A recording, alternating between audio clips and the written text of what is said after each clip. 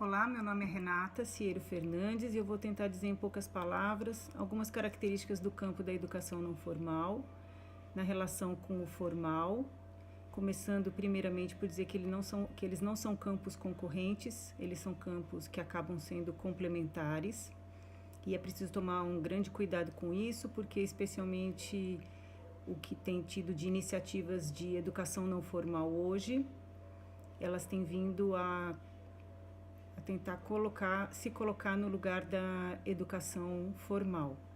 Portanto, a gente precisa garantir para a educação não formal um leque de possibilidades metodológicas, de aprendizagem, de conhecimento, que estão para além do que a escola formal proporciona, aquilo que lhe compete. Então, é um campo bastante desafiador e para mim é um campo potencial de criação metodológica, de criação de subjetivações contra-hegemônicas. E aí, para começar a falar, então, eu apresento essa ideia do campo, a ideia que a Valéria Aroeira Garcia traz, que a educação não formal é um campo independente e autônomo em relação ao campo da educação formal, embora ele tenha relações com esse campo.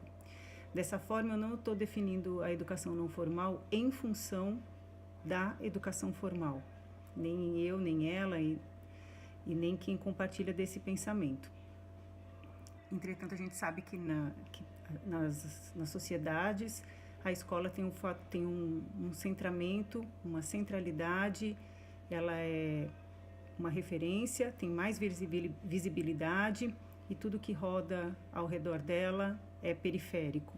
Então, dessa forma, a gente está tentando pensar não como centro e periferia, mas como campos que interagem e dialogam sem desmerecer a importância da educação formal nas sociedades.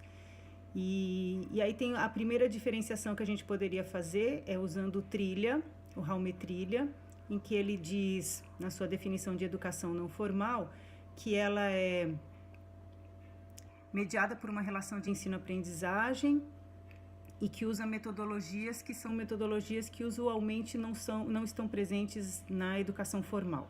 Segundo, ele vai dizer uma coisa básica, que quem regula o que é formal é algum organismo ou alguma instituição nas sociedades, como no nosso caso é o MEC. O MEC vai dizer o que é educação formal, e aquilo que está fora da educação formal é educação não formal.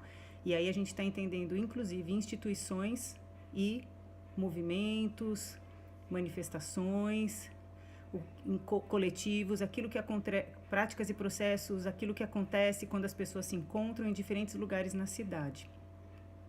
E se aí a gente puder estabelecer algum parâmetro de comparação, eu usaria o Brainbeck, num texto de 78, que ele tenta fazer uma comparação entre o campo do formal e o não formal, mostrando, por exemplo, em termos de estrutura, que a escola ou a educação formal é altamente estruturada num sistema coordenado e sequencial, e a educação não formal é muito menos centralizada e tem uma estrutura mais aberta.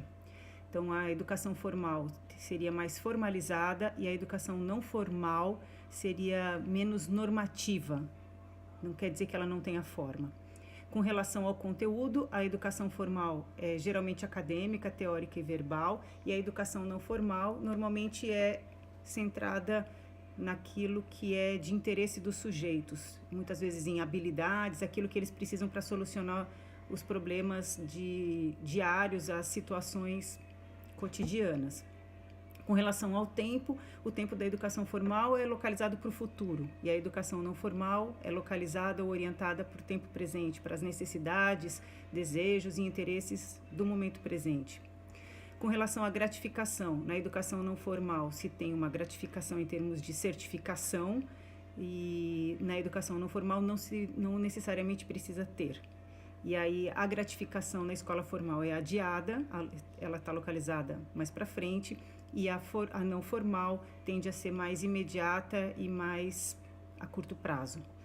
Com relação ao local, a escola ela é altamente visível e fixada num local, e a educação não formal tem baixa visibilidade e pode acontecer em qualquer lugar, desde trabalho, na praça, em qualquer lugar ela pode acontecer. Com relação ao método, a educação formal transmite conhecimentos padronizados numa relação de quem sabe e quem aprende. E a educação não formal tem mais a ver com uma relação entre trocas, diferentes saberes que circulam e são significados e ressignificados pelos diferentes grupos. Com relação aos participantes, os estudantes da educação formal são normalmente definidos por idade e separados por série, e os professores têm que ter uma certificação. Na educação não formal, os estudantes podem ser de qualquer grupo etário, não precisa ter essa organização que é dada muitas vezes pela psicologia, de idades aproximadas. E os professores podem ter uma grande variedade de formação, certificação ou não, porque isso não é o mais importante. Com relação à função, as experiências da educação formal, normalmente elas são pensadas para ir ao encontro das supostas necessidades que as pessoas têm, assim é montado o currículo. E a educação não formal, muitas vezes ela é mais orientada para as necessidades que as pessoas dizem ter e a busca de soluções ou respostas para isso.